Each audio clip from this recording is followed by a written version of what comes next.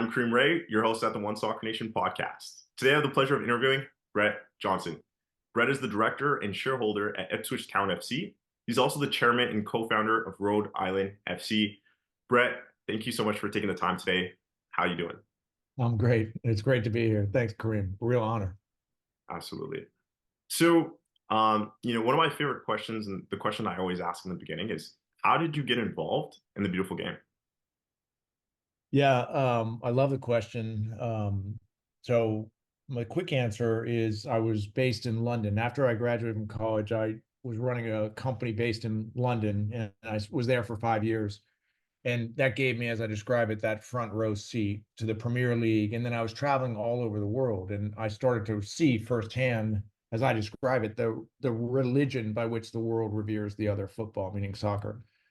So I played growing up, but I played at a very modest level, and so my future in sport lay elsewhere.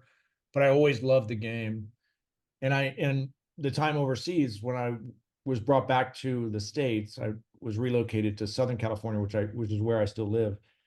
But I thought over time the United States was going to start to truly compete on the pitch. The women have always been, as I say, for world class, but the men, I truly believe our men will be very, very strong. I've stated often that I feel one day we will win the World Cup, but I think that's going to take longer than I originally predicted. But regardless, Americans are really catching up to the beauty of the beautiful game, watching the sport. So anyway, that's really my arc, was seeing that, and then 10 years ago I saw an opportunity in Phoenix, and I bought a USL franchise, and I rebranded it to Phoenix Rising, and I brought in some great partners. And from there, everything I get to do now was born out of that initial business plan in Phoenix. Amazing. Was Phoenix like your first investment that you had made in soccer? Yes, yeah. So as I explain it, it was almost exactly 10 years ago. Um, I was watching the MLS Cup Finals, and Don Garber, as your listeners, a lot of your listeners will know, the commissioner of Major League Soccer, every year at the Cup Championship, MLS Cup Championship, he always talks about the expansion of MLS. And as he rattled off all the cities that were on, MLS expansion list, Phoenix was not one of them. And that basically just came to me as an entrepreneurial opportunity, where I turned to my wife after the game and said, I want to look at raising money and buying an MLS franchise and bringing it to Phoenix. I was familiar with Phoenix for a lot of reasons. It was, big city, one of the fastest growing cities, some of the best demographics. So I then started to do some research, and I learned about USL, and I realized that the pathway for some markets like Orlando was coming through existing USL franchises that would pay the MLS franchise fee and go up. So I kind of recognized that the pathway to MLS in Phoenix was likely going to be coming through a USL team, which was called Arizona United. And my initial investment is I bought half of that team. I bought half of Arizona United, and then eventually brought in some new partners. My original partner on that venture exited. And then with the new partners, all of whom I'm still partnered up with today, and many of them are part of Ipswich, we built a modular stadium in a good location. Didier Drogba joined us. We literally and figuratively put Phoenix Rising on the map, and by extension, I think really raised the profile of USL, both domestically and internationally. Absolutely. So why why not just enter in straight into MLS and instead of, going to USL and then making the jump? Yeah, I think that MLS, rightly so, has a bias toward an established brand, an established fan base. Rather, I mean, there have clearly been exceptions to the rule, if you will.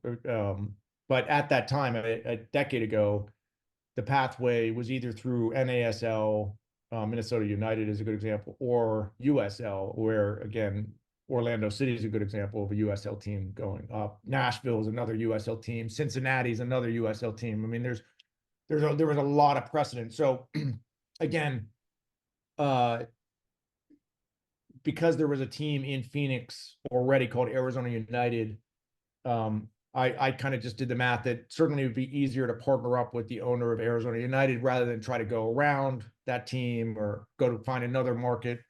et cetera. And as I spend a lot of time now, increasingly my focus and attention, certainly domestically, is really on USL. I mean, over time, I've really come to respect and appreciate what I believe are the superior economic returns of the right USL franchise in the right market with the right stadium. And it's not to say I'm always very, very quick to be very complimentary of Major League Soccer, but for my balance sheet, and for a lot of people's balance sheet, a $600 million franchise is tough to rationalize and tough to square, if you will. You have to literally and figuratively be multi-billionaire to be able to kind of stroke that kind of check. So I really like USL, especially in markets like Rhode Island, especially with the stadiums that I think you can build in USL. I mean, Louisville is a perfect example for any of your listeners who really pay attention on USL. A world-class stadium like Louisville, like Colorado's, like the one we're building in Rhode Island, and like others that are in the works, I think really help take USL's ranking literally and figuratively up substantially. Understood. I'm interested to know this. I feel like this is a little bit of history. Back in 10 years when you were looking at Phoenix, how much time did you put into researching and talking to other individuals about soccer before you actually got skin in the game? Almost none, zero. I mean, what I knew is that Phoenix, I think at the time, was the fifth biggest city. It might be the fourth biggest city. Anyway, it's right in that area. It's fourth or fifth, biggest city in the United States, and has historically been one of the fastest growing cities. And then I knew enough of the demographics. There's a great deal of the of the demographics of Phoenix is an incredible base of Hispanic citizens, a lot of whom came from Mexico, and the passion that Mexicans have for the beautiful game, again, makes it such that when you look at the market, I didn't need to do a lot of research on whether Phoenix would be a good soccer market. It was clear that it was a good soccer market. It just didn't have what I call a proper team. And my original partner in Arizona United was truly trying to establish that.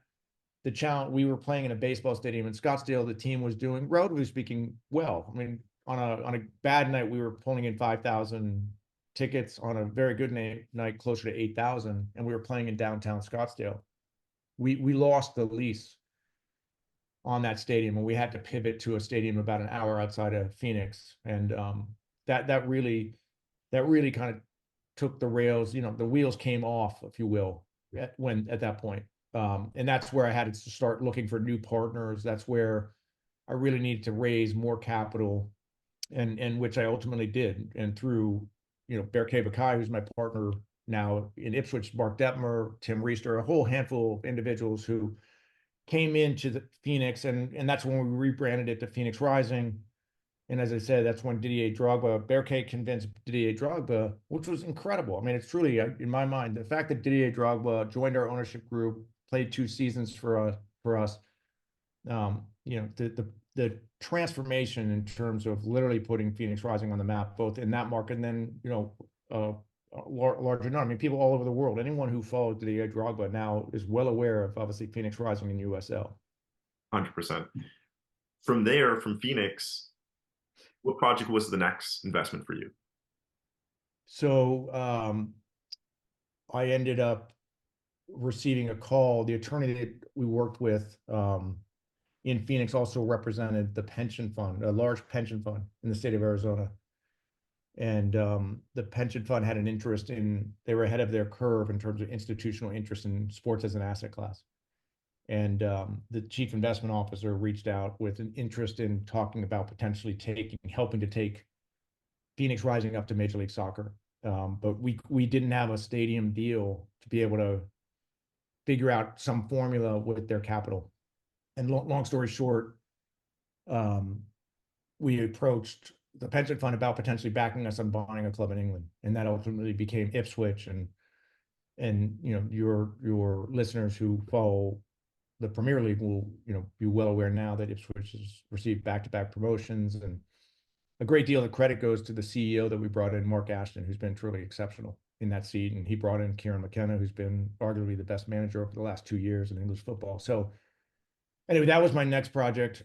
And I pinch myself every day, to be an investor in and a director of now a Premier League team, but most importantly, a very special club in Ipswich Town. It's got an incredible history. It's got an incredible global fan base. It really does feel like a family. But where I spend most of my time is on the project behind me, which is my Rhode Island project. Yeah. And that's USL Championship. The team's playing now at Bryant University. We're 8 months away from completing the stadium behind me, and then we're going to develop all the real estate around it. But over time, I really started to shift my focus, my individual focus, in terms of Rhode Island, because as I said, I think the return on investment, if you can get the financing done for a stadium, and you can get development rights, real estate development rights, and you can start to focus on signing talented young players, give them quality minutes, and I think there's a great transfer market opportunity with USL. As I said, I like the economics of USL, certainly with my balance sheet and with the balance sheet of a lot of investors that I've convinced to kind of join me on this journey. It's a lot easier for me to get my head around how I can get a pathway to profitability on the team and a pathway to profitability on the stadium and a pathway to profitability with the real estate and some other levers, if you will, than, respectfully trying to build a $400 million stadium and pay a $600 million franchise where you're $1 billion in. And then that's before you even field a team. It's just two very different approaches to the game, if you will. Absolutely. When we talk about Europe on, being on the other side of the pond, that's a huge difference between the US soccer culture versus the UK football culture.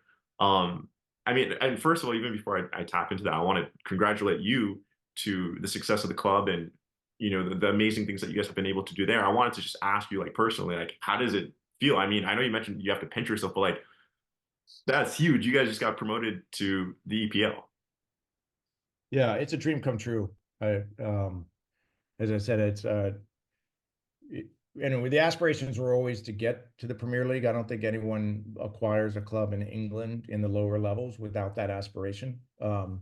So we certainly got there earlier than we thought. Now, the reality is it's the work. Now the work really begins to try to stay in the Premier League. And but we've been very fortunate, as I said. Mark Ashton, the CEO, is nothing short of brilliant, and I think that was the move that we made, if you, in total humility, that I think was very smart.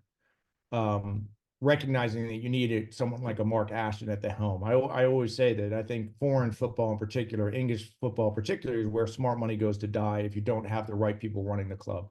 There's all types of great deep-pocketed investors. Capital's a commodity for the right opportunity to acquire the right club. But all that being said, that by no means is there a guarantee that you're going to run the business right on the pitch and off the pitch. And with total humility, I think in the 3 years that we've owned Ipswich, we've done that, and again, largely based on the leadership of Mark Ashton. Absolutely. Also, I think his name's Ed Sheridan, the person. Ed Sheeran, Sheridan. yeah. Yeah, global music. I think maybe second only to Taylor Swift at the moment in terms of global popularity. But yeah, lifelong Ipswich tractor boy, as they call it. And obviously, shortly after we acquired the club, it was being negotiated before we bought it. But he obviously stepped up to sponsor the kit, and we continue with that relationship. And now he's investing in the club as well. So it's nice to have him in the cap table. Wow. Again, so a completely the UK being a completely different beast to the US. What things that you learned in the UK are you now applying to Rhode Island FC, and especially with the experience of Phoenix Rising as well being US based? Yeah, again, from my perspective, and I talk about it all the time, I've become a huge advocate of promotion relegation. I believe that there's no better construct in terms of fan engagement than promotion and relegation. Then literally every game is a game of consequence. It's something that I feel if I have anything to do with it, I'd love to see USL adopted. I think there's potentially a way USL could achieve promotion relegation, but I just say, regardless of whatever happens on these shores, in the States, being involved in, with Ipswich and being fortunate to see us on the right side of two promotions, back to back, But there's nothing that engages a fan base more. I think there's nothing that focuses on ownership growth more than promotion. And on the flip side, relegation. You've got to literally have to invest in putting a good product on the pitch. You have to figure out how to get the culture right. And if I've realized anything, you can spend almost as much money on a team that doesn't perform as you can on a team that does perform. Like, money per se is not the panacea for this. Like, obviously, having the ability to buy good players is one thing, but getting them to all play well with each other is another thing. And that's where obviously getting the right CEO, getting the right manager, that becomes a critical formula. It is staggering to me how much turnover there is in the managerial ranks in global football. It is.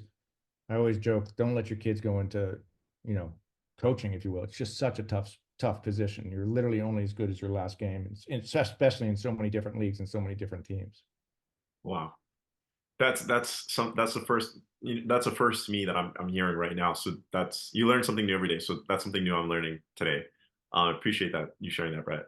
But just quickly on it, but if you see the engagement with the Premier League, and in terms of everyone watching it on a global basis, and the reality is it's been 22 years since Ipswich was in the Premier League, and now there's an entire generation of fans all over the world that are really getting introduced to Ipswich for the first time because they follow the Premier League for first and foremost. But all that being said, Championship, the level right below it, it's incredible how compelling the quality of football is. You can't watch a bad game. Everyone is either fighting to get promoted up to the Premier League or fighting to avoid getting relegated down to League One. And again, that's where I always felt when I got into football, I always had an interest in trying to get into England. But I think it was because of the 5 years I lived there. I think it's because there's something about English football that I just feel is the best in the world, just in terms of literally product, not just at the highest level, but also at the lower levels as well. Yeah, they eat, sleep, dream it over there, everything. I always say I feel sorry for anyone who lives in England that's not a football fan. That'd be a tough place to live. For sure. Okay, so I mean, you've mentioned promotion relegation a few times here, so I think that it's a perfect entry into it. You know, do you see promotion relegation happening in the US, especially with the way MLS and US are set up? So, again, with just focusing on USL, it's not a secret. USL has been very public about the interest of adopting promotion relegation. So I'm not speaking out of turn in terms of my interest and support to that end. Again, I feel I'll take Rhode Island as an example. I feel the fan base of Rhode Island will be that much more interested and connected if they know that this team is fighting to go up to the highest level of soccer in USL. I'm just talking about the USL ecosystem. I'm not talking about we win USL and all of a sudden we go up to MLS. That's not what this is about. It's about, I think USL has a pathway to figure out 3 levels of a pyramid where you have effectively a USL Premier League, you have a USL Championship, and you have a USL League One. I think, yeah, you have to figure out how to have 3 levels of that. And so championship teams like Phoenix Rising, like Rhode Island, would have the opportunity to figure out how to become part of the USL Premier League. And then conversely, League One teams. I mean, again, League One, USL League One. Let's take an Omaha. That's a very well-run franchise. They're going to build an incredible stadium.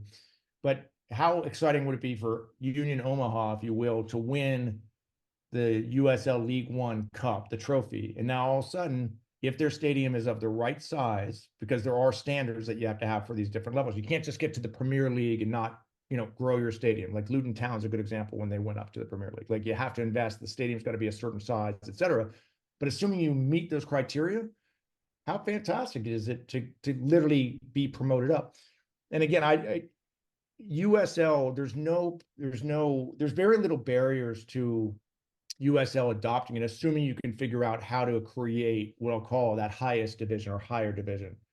Because if you can do that, there's not as if there's a massive financial penalty. There's not meaningful media rights right now in the league. So it's not as if all of a sudden, like the Premier League in England, if you get relegated, you're losing hundreds of millions of pounds of media rights deals. That's not happening in the States. And so the consequences are less. But again, I think the interest level, the support level, the differentiation factor, like, I just feel it's a great way for USL to literally and figuratively differentiate itself, certainly versus, Major League Soccer. Yeah. I mean, I think the US Open Cup was a good example of that. a basic, a little bit of a trailer to what a promotion relegation could look like in the US. I love the US Open Cup. I mean, I love the FA Cup. Um, it's fantastic. And again, you start to with those cups, US Open, FA Cup. I mean, you really start to see the depth and breadth of quality that exists across these different leagues, across these different teams. And so looking at every year, it's been exciting to see, certainly that as I've been involved with USL, Sacramento a couple of years ago made it to the finals. Indy 11 just made it to the semifinals. USL will more often than not punch above its weight class versus MLS teams, and I think that's exciting. I hope the MLS continues to support US Open Cup for a lot of reasons, but regardless, I think the casual fan, if they're really engaged in terms of just, if you will, a lower level team having the opportunity to go toe to toe with a higher level team. And I've, Phoenix Rising and Rhode Island, we've lost, both teams have lost to lower level teams in my experience. And again, all credit to those teams. They played their hearts out and they won. And again, it just shows how much talent and depth and breadth there is in the beautiful game domestically and overseas. Yep. My last question in regards to leagues before I transition to Rhode Island FC is, I'm just speaking out loud as an outsider in regards to league wise. You got USL with USL Championship Division 2, USL 1, Division 3. And then on the flip side, you got MLS Division 1 and then MLS Next Pro Division 3.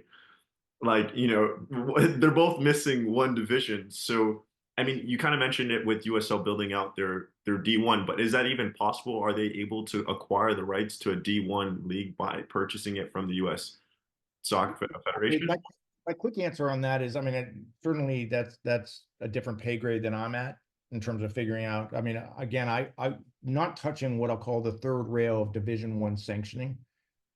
The way I view it is USL at a minimum should have within championship, they should have within the Division Two sanctioned championship, they should have one level of that, one strata of that being what they refer to as the Premier League, and the other being championship. And again, if to qualify as a USL Premier League, you're going to need a certain size stadium and you're going to need certain standards of that stadium. So said differently, like there's still, I think there are a couple baseball parks that USL teams are playing in. I think there are a couple football stadiums, American football stadiums that they're playing. I mean, it's true. So there's some teams that I really believe have to figure out getting proper soccer specific stadiums. And again, if you look at Phoenix Rising, initially we built our 10 years ago, we built our modular stadium for like $3 million.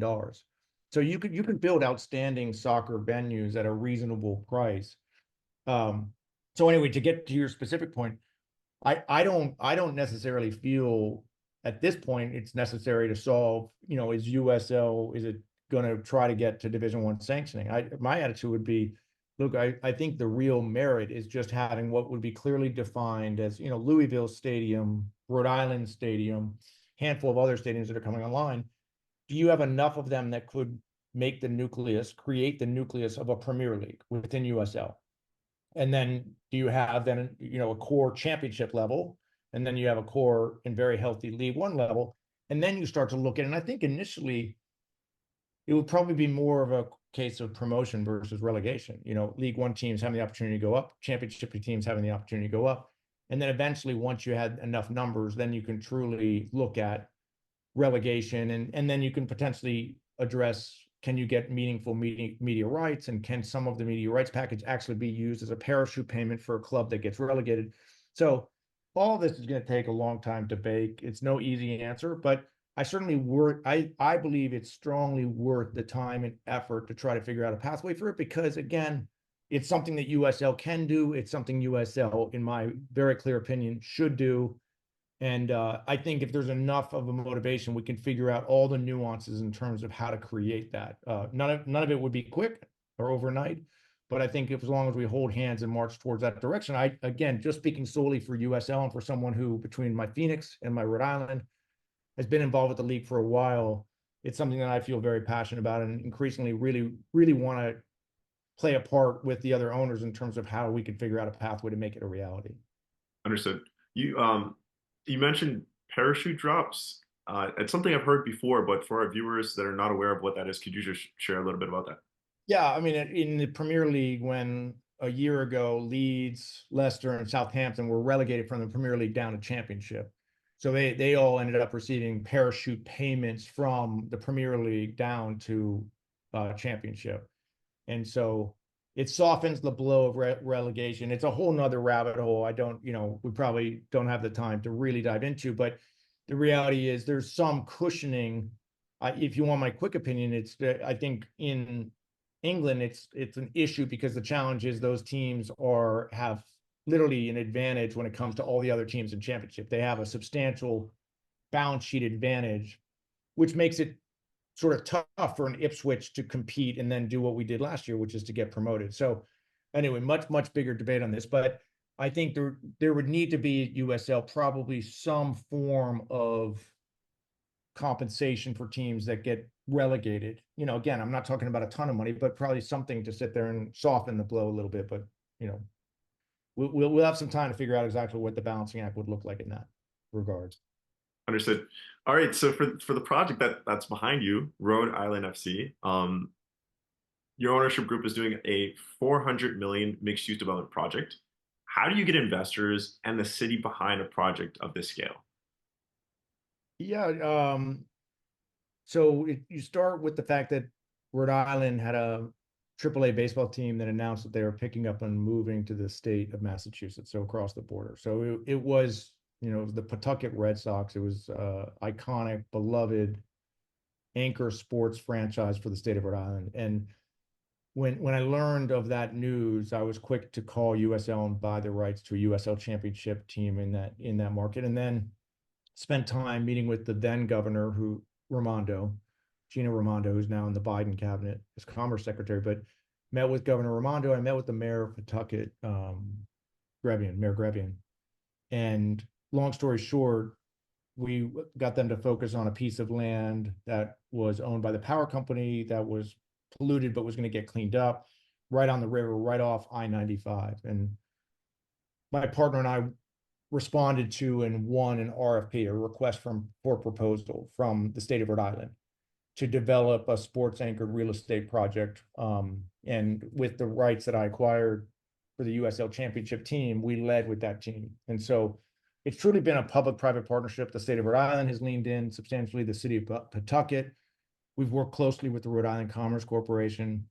And we ended up getting the financing done earlier this year, and we're now 8 months away from completing it. And there's really nothing of this size and quality in New England. I'll try to say it with humility, but the reality is this is going to be just under 11,000 seats as a phase one.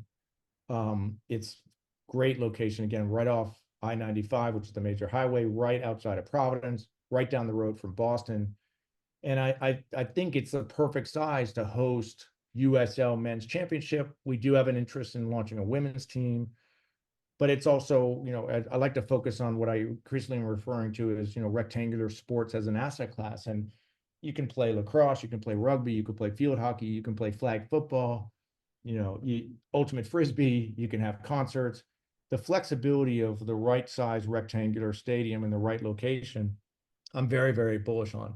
And it's not easy. At the end of the day, I tell you, none of this has been easy. All along, I felt it's been absolutely worth it. I'm very proud of my ownership group sticking, supporting all the twists and turns to make this a reality. And I'm incredibly proud and thankful of the state of Rhode Island, the governor of Rhode Island, the governor that replaced Gina Raimondo. Dan McKee has been fantastic. Governor McKee has been a fantastic supporter of the project, and obviously the mayor and the city of Pawtucket. So, but it's a group effort. None of this stuff's for the faint of heart, and you need public support. You can't, but it's a public asset. At the end of the day, this is going to become not only sort of Rhode Island sports and entertainment venue. It'll become, as far as I'm concerned, it'll become sort of Southern New England's. We'll attract people far and wide, and also internationally. We're talking about hosting a tournament next summer with some English clubs that want to come over with their teams and start to increase their exposure with Americans fans. And what better stadium than we have? What better location than we have? So I'm really bullish in terms of other programming we'll highlight at the stadium. Right. And as you mentioned, in regards to it being a mixed-use development project, not only are you building a stadium, but could you mention the other assets that you guys are building? And as I've heard from so many people in the league, Warren Smith, and a few other individuals about building an asset that, people can live, work, play, and have fun. Yeah, a big part I, of my business. What's that? no, sorry, I probably heard you say that as well. No, no, my business plan was always about the surrounding real estate. It's not a bold statement by any means, but I think a lot of sports is also tied up into or related to real estate. Where I live in Los Angeles, you have LA Live. In Atlanta, you have the SunTrust Park. You have countless examples of these mixed use work, live, play developments. So it was always a big part of it was to own the real estate development rights around the stadium. So which we do. We've got a long-term lease on that, and we're going to announce some partnerships with some really prominent developers, and we're going to build a fair bit of housing in a state that needs it. Most markets are short on housing, and Rhode Island's no exception. So again, but it's also just creates that many more jobs. It transforms that many, more facets of the geography. I mean, prior to us coming in, this was prime real estate that was lying fallow on the shores of the Seekonk River right off I-95. So prime real estate, but really needed a catalyst. And I think the team in the stadium is the catalyst for really transforming the rest of the project. Understood. What would you say has been, actually, before I ask the challenge question, I want to know, like, what was the timeline between acquiring the rights? Like, once you acquire the rights, how long did it take to build relationship with city leadership and then acquire, um, I don't know the exact word that you used in regards to the lease of the land and getting that approval. How long did that all take before The, you got to announce this we're, project yeah, publicly? we're officially 6 years into it. The clock's been on the pitch for 6 years on this thing. The Paw Sox announced in 2018, August of 2018, that they were picking up and moving. On that same day that hit the tape, I bought the rights to USL. Shortly after I flew in and met with the governor and the mayor. So, but in that time, we had a pandemic that literally the wheels just stopped.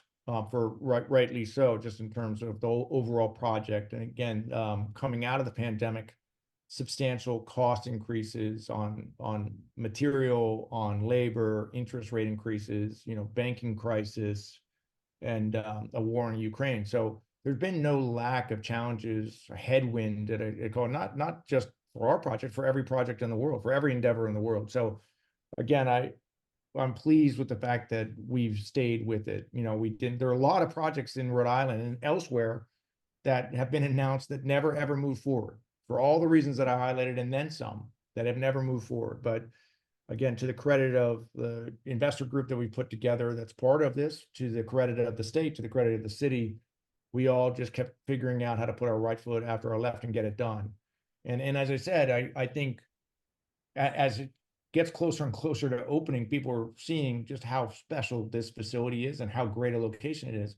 And so increasingly my confidence in terms of all the things that we'll be able to program there. And then again, I just get excited as well because I know people are going to want to live there. The apartments that we're going to build are going to be fantastic. And it's exciting for me to play any role in such a special place like Rhode Island, and have the ability to literally and figuratively change what it means to be a Rhode Island, because now you have a great venue in your backyard. You have great teams that are your team, not an affiliate of some out-of-state team. It's Rhode Island's team. And so we're really seeing our fan base grow, our ticket base grow, our sponsorship, our corporate sponsorship relationships grow. So all of it's been fantastic. None of it's been easy for a lot of reasons, but not the least of which, other than having had the pleasure of going to school at Brown a long time ago, I don't have ties to Rhode Island. So I've really had to work and find great local partnerships that believed in this and really could be literally figuratively a critical part of the team to get this done. And my partner deserves a disproportionate amount of credit for really helping us get this thing done. And I can't wait. Kareem, you're going to have to go. You're going to have to join me at the home opener next spring. I'm excited. I mean, one of our advisors, Richard Albert, has attended a Rhode Island game. He's based in Boston, and he said the atmosphere has been amazing. He's attended Hartford Athletic as well. So I'm super excited to come meet you in person as well and sit and watch a game. So looking forward. Yeah. Yeah, so as he knows, we're playing at Bryant University, and the stadium, it's great. It's a little over 5,000 seats, and the atmosphere, to the credit of our supporters, the atmosphere is fantastic. The noise is really what you want. And again, whatever we've created now, what really gets me excited is it's going to be tenfold stronger, better, more impressive. I mean, 100-fold. You literally can't compare, with the utmost respect to Bryant University, you can't compare a college football stadium to a beautiful, brand new architectural design, soccer specific stadium. It's literally apples to oranges. But we put as much lipstick in partnership with Brian to make it feel like a nice soccer environment. But when we get into our stadium, it's going to hit a whole nother level. Nice. I mean, even when we talk about, like the P&L, the impacts that it has when you have control, you have a home base. Some of the clubs that some of the club owners that I've interviewed from USL One or USL Championship, for example, New Mexico United, they're looking at building their own home, but the effects that it has when you don't own the home, the effects that it has on the P&L. Could you just share a little bit about the impacts that the excitement that you're looking at, that when you guys launch, when you guys have your home, the impacts that it's going to have on the P&L? Yeah, if I understand correctly, my understanding is that Louisville, the USL team in Louisville and the USL team in Colorado Springs, the Switchbacks, I believe they're both profitable now in their new stadiums. Wow. They're profitable on the team on the team level, and they're profitable on the stadium level. And so that's basically all the economics you need to know, if you will, in terms of just how important it is to own and control and build what I would call a world-class soccer specific stadium. I've had the pleasure of going to both Louisville and Colorado Springs. You'd be hard pressed to find any venues that are better in terms of sporting experience, in terms of watching the beautiful game. And that's exactly what we're going to build in Rhode Island, and that's exactly what a bunch of other USL teams are doing now as well. So I think over the next 5 years, the transformation of the world-class venues across the USL ecosystem is going to be extraordinary. And the credit properly goes to Major League Soccer. And if you really want to go down the historical path of giving credit to the Columbus Crew 25 years ago, whenever it was, when they built the first soccer specific stadium in North America, that literally and figuratively changed the trajectory of soccer in the United States. And you can almost chart MLS's renaissance, rebirth, based around that, the advent of that. And again, if you look at my backyard of LAFC, that's such a fantastic venue. I'm sure Austin's is world class, Cincinnati's, Nashville.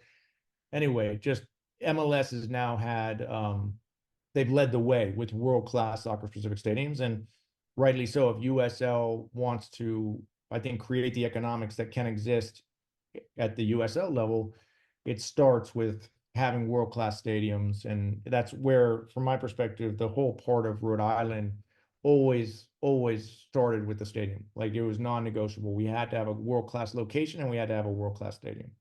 Wow. That's amazing. I'm so excited for you. Big shout out to MLS. Shout out to Mr. Lamar Hunt, and Mark Colors. Yeah. Yep, that's right.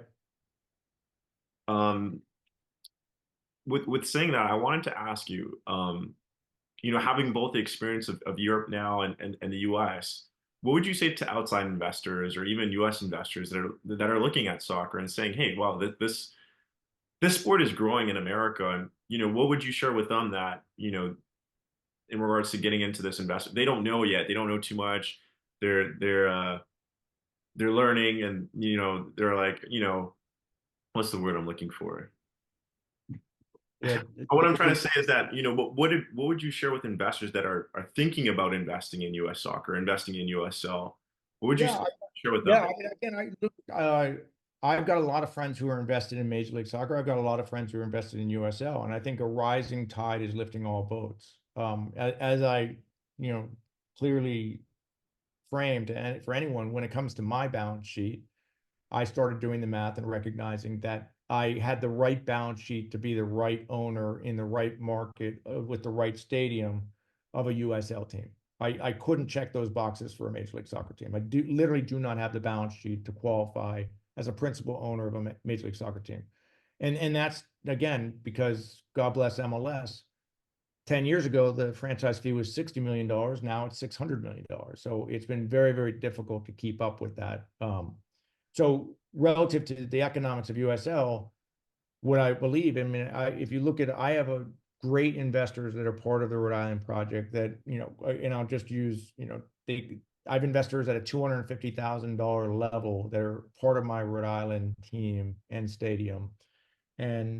And I'm not trying to minimize, that's a lot of money. $250,000 is a lot of money, but I've raised $50 million for this venture of private capital on the team in the stadium. But what I'm trying to say is, for relatively speaking, a modest investment level, someone with a balance sheet, a smaller balance sheet that couldn't afford to invest in MLS, might not have the opportunity to invest in MLS. There's countless opportunities increasingly in USL. And I think, New Mexico, as you said, they're going to build a stadium. Detroit's working on a stadium. A handful of other expansion markets all working on stadiums. So I think it's a very, very exciting time for the democratization of sports investing as an asset class to balance sheets that aren't billionaires. That it used to be in the past, if you wanted to own an NFL team, you had to be a billionaire or you were a billionaire. So now I think there are so many examples in soccer and specifically with USL where local investors can either come together and decide whether or not they want to pursue a USL franchise, or there might already be one in their market they can, like a Detroit that they can invest in, et cetera. So I think it's a long, long way of saying I don't think there's been a more exciting time or more options or opportunities to invest not only domestically in soccer, but obviously overseas. So many Americans buying clubs in England, Italy, et cetera. But the models are very different. Owning a USL team is very different than owning an English club or owning an Italian club. They're all very, very different. And you have to really look and think about the due diligence associated with it, because none of this stuff, as I say, none of this stuff is for the faint of heart. There's so much that you're doing. We're just talking on the soccer side, but there's other investments that you've made. I've seen the Aura Ring. I've heard it from another podcast. There's other investments that you've made. How do you balance life, family, work, investments? How do you balance all these things? What advice do you have to give to me and other entrepreneurs? Start by being blessed to have an identical twin brother who can do the heavy lift on our private equity. So that's Aura Ring, it's Athletic Brewing, the non-alcoholic beer. It's the diverse portfolio that we've built up over the last decade of private equity and venture capital investment. So that frees me up to focus on, as I now refer to sports as an asset class and the surrounding real estate opportunities and, everything that we've been talking about. So, but I think highlighting that there are ways to invest in professional sports with a smaller check size and actually have a seat at the table and feel some form of agency toward that investment. Like, it's an exciting time for people. I look at, investors that came into Phoenix Rising. I look at investors who are part of Rhode Island now. Friends and family will enjoy that investment, literally and figuratively, seeing a team on the pitch that they know that they're a part of. It's difficult to capture that in any other investment. I do believe strongly, for a lot of reasons, in terms of trying to find returns on investment, pathways to sustainability. So it's not an ego-driven element, and you can't have a situation in my mind where it's not enough to kind of see a team that's winning on the pitch if you're losing all your money off the pitch. That's where it's really important trying to figure out, if you can, a pathway to make sure these are truly sustainable ventures. But I think my brother and I, when we see opportunities we like, Aura Ring, Athletic Brewing, et cetera, we will negotiate to try to invest equity into those companies. And then if we get that, then we set up a holdco, a separate vehicle, a special purpose vehicle. We set up an LLC, and that'll be solely established for that investment. And then we'll invest money ourselves, and then we go out to friends and family and we'll get them to come in and invest with us. So that's how we've built up the portfolio. And again, we've had some investments in some of our portfolio companies as low as $1 million. We have some that's, over $10 million. So every investment's different. Every minimum check that we'll take is also different. But it's a long way of my saying there are ways for people to emulate that approach. They see some company that they really like, that they believe in, they can reach out to the CEO or, whoever the founder is, and tell them, hey, I love your product. I just drank your, I don't know, coconut water. It's fantastic. Like, are you looking for investors? I mean, so I think the world's changed in a little bit in terms you don't need to be sort of a big private equity firm. Like so many people, if they have even a modest amount of money, there's plenty of opportunities through these crowdfunding sites or Kickstarter where you can back incredible entrepreneurs.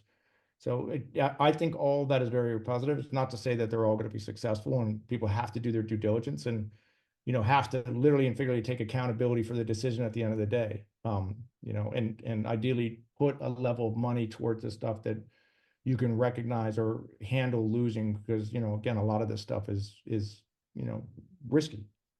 Yep. Um, we're coming up on time here. I just want to highlight USL. I think, for example, the USL franchise fee would be a good highlight point. And then I'd like to get your final thoughts on USL before we end off with some fun questions. Yeah, again, I mean, I've walked through in the past on some other shows just the math of why I like the economics of USL. I mean, I think the USL Championship franchise fees now, if you're looking for an expansion franchise at that level, I think it's a $20 million franchise fee. Directionally, I'm in the right zip code, if you will. And then I think USL Super League, the Division One sanctioned women, I think that's a 10 or maybe it's $12 million franchise fee. And relatively speaking, those are modest franchise fees, which I think provides the ability to raise the other requisite capital in terms of venue, ideally a stadium, a great stadium, front office, all of the other things that you're going to have to invest in to try to stand these teams up. And so it's one of many reasons. And I think USL Superpower it's a great league to develop young talent, to look to own those rights of that talent. And increasingly, you're seeing a lot of high profile transfers from USL to deeper pocketed foreign clubs and domestic clubs. And then I think USL increasingly in terms of not only being one of the best leagues in the world to provide young players quality minutes and look to put them, on a higher, plane. The fact that you can own both a men's team and a women's team. I'm going to launch a women's team in Rhode Island. That doubles the nights of my stadium. It's going to, it's a different ticket buyer in a lot of cases, different corporate sponsor. So it really kind of grows the overall pie. And so I think it's great that USL now has this women's platform as well. And I think for owners like myself that have the ability to launch a team, it can really be very, very accretive in terms of the economics. Absolutely. I mean, you mentioned player transfers. We're seeing a little bit of that happening. I think it was Orange County with a 1.2 million transfer, and they got 23%. That I think was probably Louisville, but Orange County's been exceptional. I mean, they probably made more transfers than anyone else. Mm. But yeah, I think Louisville with Winder and with to Benfica, I think that was 1.2. But regardless, I mean, Charleston Batteries just had a high profile sale. But yeah, as I said, it can really move the needle. Seven-figure sales every other year at a USL level is that moves the needle. And but as I said, we're attracting in our stadium next season 10,000 fans on average. Louisville's doing the same. I mean, New Mexico 14,000. I mean, some of the numbers of attendees. You as a young player, you can't get better quality minutes in front of bigger crowds than anywhere else than USL. That increasingly is what I believe is the long-term superpower of the league. And I think that's why with World Cup coming back in 26 and all eyes back on the United States or North America and Mexico, respectively, but the game's going to go to a whole nother level here. And I think deep-pocketed foreign interest will go to a whole nother level in terms of potential investment opportunities in the United States and specifically with USL. I mean, that was the next thing I was going to ask you. 2026 World Cup. I mean, we're seeing a bit of a trailer with Messi, the Messi effect. I mean, so what are your thoughts on 2026? It's going to be massive.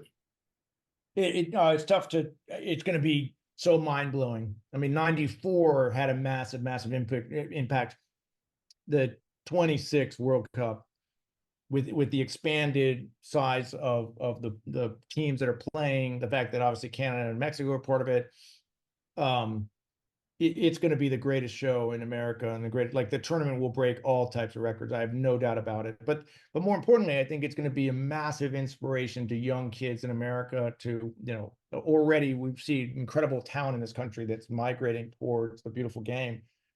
But I think in 26, you're going to have a lot of 8 to 14-year-old kids, 6 to 14, that are going to choose like, hey, wait a second, I want to be like that guy. That's the sport I want to play, and I'm going to go all in on it. I mean, but anyway, it will really, really raise the profile on a global level, and also take Americans' interest in the sport to another level, which has also been growing nicely. I mean, the numbers from media ratings, growth of Premier League, MLS, USL.